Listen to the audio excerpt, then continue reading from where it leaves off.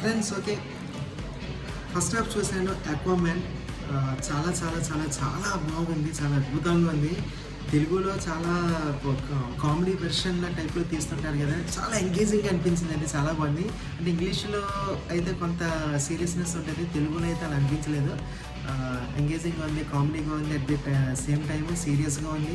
కొంచెం brothers sentiment అనేది కూడా చూపిస్తున్నారు. బాగుంది. ఇదైతే ఫ్యామిలీతో వచ్చి చక్కగా చూసే మూవీ.